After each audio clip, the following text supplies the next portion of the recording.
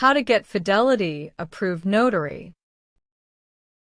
First, you must be a commissioned notary in your state. Complete your state's notary application, pass any required exams, and obtain a surety bond if needed. Purchase an official notary stamp and journal.